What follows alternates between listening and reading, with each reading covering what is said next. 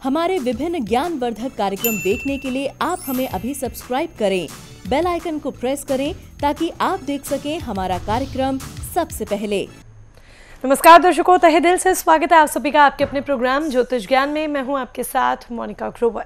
दर्शकों, आज हम उस विषय के बारे में आपको जानकारी देंगे जिसका आपको हर माह इंतजार रहता है, बेसब्री से इंतजार रहता है। जी हां, आज हम आपको बताएंगे आपकी राशि अनुसार उपाय, ताकि अप्रैल का महीना आपके लिए ढेर सारी खुशियां लेकर आए। तो आइए कार्यक्रम की शुरुआत करते हैं और स्वागत करते हैं the famous palmist, astrologer and vastu expert professor Dharmendra Sharma ji. नमस्कार सर। नमस्कार सर, जैसे कि संवत 2076 का प्रारंभ हो रहा है, तो उसके बारे में आप क्या कहना चाहेंगे? साथ ही राशि चक्र के बारे में भी आपसे जानकारी प्राप्त करेंगे। जी, आइए दर्शकों, बात करते हैं नव वर्ष की, नूतन वर्ष की और आपकी राशि चक्र की भी। देखिएगा, सबसे पहली बहुत बड़ी खुशखबरी है कि सनातन धर्म के हिसाब से, हिंदू धर्म के हिसाब से नव वर्ष चैत्र माह की शुक्ल पक्ष की प्रतिपदा से प्रारंभ होता है। हर वर्ष होता है मार्च के एंड में या अप्रैल के फर्स्ट सप्ताह में ऐसा संयोग बनता है। बाकी कई बार तिथियां आगे पीछे थोड़ा हो जाती हैं, घट जाती हैं तिथियां, कई बार तिथि हास भी हो जाता है, तो वो चीज़ अलग होता है। लेकिन हमेशा मोटी सी हम बात याद रखें कि हिंदू नव वर्ष, हिंदू पंचांग का प्रारंभ, हिंदू नव वर्ष का प्रारंभ, हिंदू कैलेंडर का प्रारंभ और संवत का आगमन, संवत का एंड और प्रारंभ, ये आप मान के चलिएगा हमेशा जो होता है वो चैत्र शुक्ल पक्ष की प्रतिपदा से प्रारंभ होता है। और हमारे ऋषियों का चिंतन देखिएगा कि हम नववर्ष मनाते हैं, तो हम नववर्ष जो मनाते हैं वो भगवती की साधना और आराधना से मनाते हैं। यानी कि भगवती कौन है? जगजननी है, माँ है। माँ के आशीर्वाद को लेकर के अगर कोई बच्चा अपना सफ़र प्रारंभ करता है, अपना जीवन प्रारंभ करता है, तो निश्चित तौर से उसका जीवन सफल होता है। और हमारे ऋषियों ने यही चिंतन हज़ारों वर्ष पूर्व किया और उन्होंने कहा कि जिस वक्त आप नव वर्ष मनाएं, अपने बही खाते बनाएं, नए साल का पूरा ब्यौरा तैयार करें, तो हम जब नव वर्ष में पदार्पण करते हैं तो हम भगवती की पूजा से, यानी कि उस दिन प्रथम नवरात्रि भी होता। और इस बार ये तिथि कब पड़ रही है आप सब ध्यान से सुन लें। 6 अप्रैल दिन शनिवार, उस दिन शुक्ल पक्ष की प्रतिपदा है चैत्र मास की। हो सकता है आप ये कार्यक्रम कई बार मेरा बाद में भी आप देखते हैं, तो लेकिन आप जिन्होंने उस दिन से नवरात्र प्रारंभ ना किए हों तो ऐसी कोई बात नहीं है। आपसे जितना जैसे बन पड़े आप अपने राशि चक्र के उपाय कर लेना, ठीक। दूसरी बात कि ऋषियों के चिंतन के साथ साथ कन्या पूजन, माँ भगवती के घट की स्थापना और पूरे अष्टमी नवमी पर्यंत तक हम नवरात्रों की बेला में विशेष प्रकार की साधना आराधना को करते हुए हम अपने नव वर्ष का प्रारंभ करते हैं। ये कितनी बड़ी सोच है, ये कितनी बड़ी बात है। हम ऐसा नहीं कि हम साहब सैर सपाटे पे निकल जाएं, हम हुल्लड़बाजी करें, हम हू हा करें, नहीं साहब, हम भगवान के भजन यजन के साथ एक नव वर्ष को प्रारंभ करते हैं। उसमें आपको क्या विशेष करना होगा, ये सारी चीज़ें वक्त आने पे हम आपको बताते ही रहते हैं, बहुत सारी बातें। लेकिन विशेष तौर से नए संवत्सर में अगर हम अपने राशि चक्र पे ध्यान दें, हम अपने राशि से संबंधित विशेष उपाय करें, तो हमें विशेष प्रकार का लाभ मिलेगा। मैं आपको आपकी राशि से संबंधित उपाय लंबे समय से बताता आ रहा हूँ ना। लेकिन एक बात ध्यान रखें कि इस वर्ष, इस समय जो ये नया वर्ष प्रारंभ हो रहा है, उस महीने में यदि आप अपने राशि चक्र के उपाय करते हैं तो आपको बेमिसाल लाभ मिलेगा। हम किस वर्ष में प्रवेश कर रहे हैं? 2019 में तो हम हैं ही हैं, लेकिन संवत 2076 में हम प्रवेश कर जाएंगे 6 तारीख की प्रातःकाल से। यानी कि हम यदि अंग्रेज़ी कैलेंडर की बात करें, अंग्रेज़ी कैलेंडर से भी हम 57 साल 57 ईयर्स आगे हैं। अगर हम कैलेंडर की भी बात करें, ये नव संवत्सर प्रारंभ हो रहा है, ये शनिवार की प्रातःकाल से प्रारंभ हो रहा है, भगवती की पूजन से प्रारंभ हो रहा है। तो इस बार अपने राशि से संबंधित उपाय आपको करना ही करना है। कई बार आप मुझसे पूछते हैं बेटा नहीं करता तो क्या माँ कर ले? बिल्कुल कर ले। पति नहीं करते पत्नी कर ले, पत्नी नहीं करती तो पति कर ले, घर से कोई भी उपाय करे लेकिन करे जरूर। और मेरे दर्शकों, आप किसी भी पूजा से, किसी भी इष्ट से, किसी भी भगवान से यदि आप जुड़े हैं तो ध्यान रखना शनिवार की सुबह 6 अप्रैल को कुछ ना कुछ पूजा पाठ अपने आराध्य की ज़रूर करना, ताकि ये नववर्ष आपका बहुत अच्छे से व्यतीत हो। और साथ में यदि संभव हो सके जो मैं आपके राशि चक्र के उपाय बताऊंगा वो भी आप जरूर करना। हर संवत्सर जब प्रारंभ होता है तो उसका अपना एक विशेष नाम होता है, और इस संवत्सर का जो विशेष नाम है वो भी मैं आपको बता देता हूँ। परिधारी नामक ये संवत्सर प्रारंभ हुआ है। जी हाँ, केवल अंग्रेजी में तो इतनी गणना होती है कि 2019 आ गया, 2020 आ गया, 2025 आ गया, लेकिन हिंदू कैलेंडर के हिसाब से, सनातन धर्म के हिसाब से उस साल का नाम भी होता है। खाली इतना ही नहीं कि 2019, उस वर्ष का नाम भी होता है। अब जैसे 2076 प्रारंभ हो जाएगा, और यदि आप मेरी वीडियो यदि बाद में देख रहे हैं तो समझ लेना कि वो प्रारंभ हो चुका है 6 तारीख से। इस संवत्सर का नाम भी है परिधारी। और इस अप्रैल के महीने में 3 चीज़ें और विशेष आ रही हैं सबके लिए। जैसे महावीर स्वामी, भगवान महावीर स्वामी की जयंती भी है, हनुमान जयंती भी है, और श्री राम नवमी भी है। 3 बड़े पर्व भी इस महीने में हैं, और ऊपर से हमारा नया वर्ष प्रारंभ हो रहा है। तो सभी को नव वर्ष की ढेर सारी शुभकामनाएं। आपका जीवन बहुत अच्छे से व्यतीत हो, भगवती आपकी समस्त मनोकामनाओं को पूर्ण करे। इन्हीं शब्दों के साथ हम अब आगे अपनी वाणी को प्रारंभ करेंगे, और आपकी राशि का ब्यौरा और राशि के हमें क्या क्या उपाय करने हैं वो हम आपको बताना प्रारंभ करेंगे। जी, नए संवत्सर के बारे में आपने जानकारी प्राप्त की। इसी के साथ कार्यक्रम में आगे बढ़ते हुए अब राशि चक्र में हम बात करते हैं कन्या राशि के बारे में। सर, कन्या राशि के बारे में जानकारी प्राप्त करना चाहेंगे कि अप्रैल माह को बेहतर बनाने के लिए कन्या राशि के जातक क्या विशेष उपाय अपनाएं। जी, आइए दर्शकों, बात करते हैं कन्या राशि की। नव वर्ष के बारे में हमने सारी चीज़ें आपको समझा दी हैं। आप अच्छे से इन सब चीज़ों का गौर करिए, ध्यान करिएगा। आपकी कन्या राशि है, बहुत विशाल राशि है, विशाल हृदय के लोग हैं, भावुक भी बहुत हैं, है ना।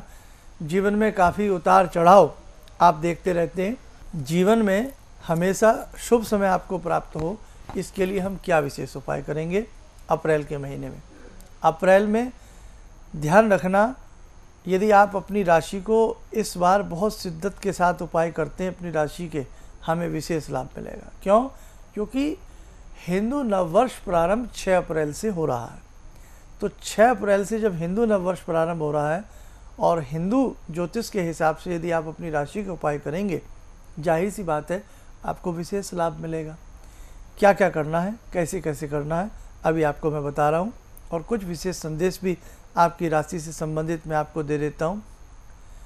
6 अप्रैल से प्रथम नवरात्र से हम नव संवत्सर के प्रारंभ में 2076 में हम प्रवेश कर रहे हैं। कैसे हम उसको अच्छा बनाएंगे वो सारी चीज़ें भी मैं आपको बताता जाऊंगा यूट्यूब पर। और दूसरी बात कि इस महीने में श्री महावीर जयंती है, हनुमान जयंती है, और श्री राम नवमी है। उसके भी विशेष उपाय यदि आप करते हैं, कैसे हम हनुमान जयंती में किस दिव्य मंत्र की साधना करें, अपने कष्टों को दूर करें, ये भी आप जानना न भूलें। इसके लिए आप हमें यूट्यूब पर सब्सक्राइब ज़रूर कीजिएगा। अब देखिएगा, आपकी राशि कन्या है, आपकी राशि के स्वामी बुध हैं। तो बुध जो हैं ये बहुत अच्छे ग्रह माने जाते हैं। गणित, वाणिज्य के क्षेत्र में, वाणी के क्षेत्र में बहुत आपको आगे बढ़ा देते हैं। जो लोग बड़ा दब करके बोलते हैं, बड़ा डरे डरे सहमे सहमे से बोलते हैं, ये जिनके वाणी का प्रभाव शून्यता की तरफ चला जाता है, कहीं ना कहीं आपका बुद्ध कमज़ोर होता है। हमने यूट्यूब पर एक कार्यक्रम बनाया था बहुत पहले, आप उसे सुनिएगा कभी मौका लगे, कि बुद्ध कमज़ोर होना ही नहीं चाहिए। टाइटल सुन लें, बुद्ध कमज़ोर होना ही नहीं चाहिए। आपकी पत्रिका में, आपकी हथेली में आप उसे सुन के देखें, आपको उससे बहुत नॉलेज प्राप्त होगी। अब आपका बुद्ध भी डेवलप होता है, आपकी राशि भी डेवलप होती है, आपके सितारे ग्रह, आपका भाग्य भी डेवलप होता है जब आप राशि के उपाय करते हैं। रंग हरा, बुधवार की सुबह कम से कम 16 मुट्ठी, छोटी छोटी मुट्ठी ले लें, 16 मुट्ठी बाजरा हम इस बार पक्षियों को ज़रूर डालें। वैसे तो हमें हमेशा डालना चाहिए 2 मुट्ठी 4 मुट्ठी, लेकिन 16 मुट्ठी बाजरा 3 बुधवार हम ज़रूर डालेंगे। और साथ में एक उपाय और ज़रूर करिएगा, नुगदी के लड्डू ले लें, नुगदी के लड्डू 11 लड्डू ले लें, 11 नुगदी के लड्डू, देसी घी का दीप और 108 दुर्वा घास जो होती है। किसी भी मंदिर में जाएं, जब भगवान श्री गणपति का मंदिर हो या जहाँ शिव परिवार होता है वहाँ गणपति होते ही होते हैं। ये उपाय केवल 1 बुधवार अप्रैल के महीने में आपको करना है। वहाँ जाकर के लड्डू चढ़ाएं, धूप दीप गणपति को अर्पण करें और उसके बाद एक एक दुर्वा उठानी है। 108 दुर्वा पहले से ले जाएं, 2-4 एक्स्ट्रा ले जाएं। ओम गंग गणपताय नमः बोल करके चढ़ाएं, या श्री गणेशाय नमः 1, श्री गणेशाय नमः 2। जब 108 हो जाए तो जो अगर बच जाती हैं सारी इकट्ठी चढ़ा दें, बची हुई नमन नमस्कार करें। अपने जीवन को वैभवशाली बनाने के लिए, अपने जीवन के समस्त कष्टों को दूर करने के लिए भगवान श्री गणपति से निवेदन करें, भगवान आपकी कृपा से मेरे समस्त संकट व कष्ट दूर हों। यदि ये उपाय अप्रैल के किसी भी बुधवार में आप 1 बुधवार कर लें, 2 कर लें अति उत्तम, यदि 1 कर लें तो जनाब मज़ा आ जाएगा। आप महिलाएं हैं, पुरुष हैं, कोई भी इस उपाय को कर सकता है, किसी के लिए भी कर सकता है जिनकी कन्या राशि है। और यही उपाय नए साल की शुरुआत के लिए, नए संवत्सर की शुरुआत के लिए भी आप कर सकते हैं। हमारे ऋषियों का चिंतन ही ऐसा है, अच्छे अच्छे उपाय हम लोगों को बताएं।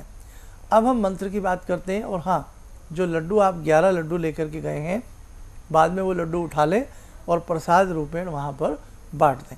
अपने आप भी थोड़ा सा ज़रूर खाइएगा, अपना मुँह मीठा भी कीजिएगा बाद में, पहले सबका फिर अपना। आगे बढ़ें।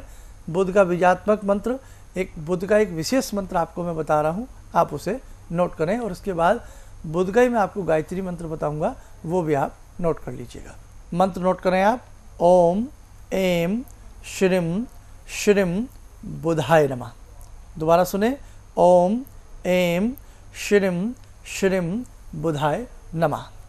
बुध का गायत्री मंत्र सुने, ओम सौम्य रूपाय विद्महे वाणेशाय धीमहि तन्नो बुध प्रचोदयात्। ये बुध का गायत्री मंत्र है। इन मंत्रों में से किसी भी एक मंत्र को 21, 51, 108 बार ज़रूर जप लें। बुधवार की प्रातःकाल ऐसा 2 या 3 बार करें, आपकी राशि में बहुत बल आएगा और आपको बहुत अच्छे लाभ की प्राप्ति होगी। और दर्शकों एक बात ध्यान और रखना, जो मंत्र नहीं पढ़ सकते तो हमने बताया बुध का रंग हरा होता है। हरे रंग की कोई भी वेजिटेबल, हरे रंग की कोई भी ऐसी चीज़, वस्त्र हो या कोई भी ऐसी चीज़ हो हरे रंग की, हम उसे दान कर सकते हैं जितनी आपकी सामर्थ्य है। मिनिमम 600 ग्राम, क्योंकि बुध आपकी राशि कन्या है। कन्या का जो अंक आता है कन्या राशि का, वो जॉडिक नंबर के हिसाब से 6th नंबर पर कन्या राशि आती है। 7वें नंबर की राशि तुला होती है, उसका भी ब्यौरा मैं आपको बताऊंगा, वो भी आप सुन लेना। तो इन सारी चीज़ों को यदि आप अच्छे से अमल में लाते हैं, आपकी राशि में ज़रूर प्रभाव आएगा। और इस बार हालांकि उपाय कुछ मिले जुले से हैं, लेकिन इस बार यदि आप उपाय करते हैं, आपको विशेष लाभ की प्राप्ति होनी चाहिए। और साथ में नया साल जो प्रारंभ हो रहा है, इसकी दिव्यता का लाभ भी आपको ये उपाय करने से अवश्य प्राप्त होगा। आशा करता हूँ आज जो मैंने कन्या राशि के लिए कुछ उपाय बताए हैं, इनसे कहीं ना कहीं कन्या राशि की जातकों को लाभ अवश्य प्राप्त होगा। जी, तो दर्शकों, आगामी जो पर्व आ रहे हैं बहुत खास है, इनसे जुड़ी जानकारी तो हम आपको देंगे ही, विशेष प्रकार के उपाय तो हम आपको बताएंगे ही, लेकिन इसके लिए आप YouTube पर सब्सक्राइब करना ना भूलें ताकि ये सारी जानकारियाँ आप तक समय रहते पहुँच सके। इसी के साथ समय इशारा कर के कार्यक्रम को यहाँ पर विराम देना होगा। आपने अपना कीमती समय दिया, धन्यवाद उसके लिए। नमस्कार। तो अप्रैल माह को बेहतर बनाने के लिए कन्या राशि के जातक क्या विशेष उपाय अपनाएं, आपने जाना इन उपायों को जरूर अपनाएगा। YouTube पर सब्सक्राइब करना ना भूलें। और अगर आप शर्मा जी का मार्गदर्शन प्राप्त करना चाहते हैं, व्यक्तिगत तौर पर उनसे मुलाकात करना चाहते हैं, संस्थान में कॉन्टैक्ट कर सकते हैं और पर्सनल अपॉइंटमेंट ले सकते हैं। या वो लोग जो कहीं दूर दराज रहते हैं, मुलाकात नहीं कर पा रहे हैं किसी न किसी रीज़न से, तो ऐसे में वो कॉल अपॉइंटमेंट ले लें। कॉन्टैक्ट करने का समय रहेगा सुबह 10 बजे से लेकर शाम के 6 बजे के बीच में। अब चलने की दीजिए इजाजत। नमस्कार। प्रोफेसर धर्मेंद्र शर्मा जी से समय समय पर देश के विभिन्न हिस्सों में मिल सकते हैं। 27 मार्च लुधियाना, 4 अप्रैल लखनऊ, 17 अप्रैल पटना, 26 अप्रैल जयपुर, 9 मई मुंबई, 22 मई लुधियाना। अन्य दिनों में शर्मा जी अधिकतर दिल्ली में रहते हैं। मैं स्टूडेंट हूँ, तो मैं शाम के टाइम में ट्यूशन जाती हूँ, पढ़ती हूँ, तो आपका प्रोग्राम कभी कभार मिस कर देती हूँ। तो मम्मी ने मुझे एक मंत्र सिखाया था, जब से मैं वो बोलने लगी हूँ ना, एक पॉजिटिविटी मेरे अंदर आई है। मतलब ये मंत्र के बाद मैं डेली इसका जाप करती हूँ 21 बार, सुबह शाम दोनों टाइम, तो मुझे बहुत पॉजिटिविटी मिलता है। हमारे विभिन्न ज्ञानवर्धक कार्यक्रम देखने के लिए आप हमें अभी सब्सक्राइब करें, बेल आइकन को प्रेस करें ताकि आप देख सकें हमारा कार्यक्रम सबसे पहले। और अधिक जानकारी के लिए फेसबुक पेज को लाइक करना न भूलें।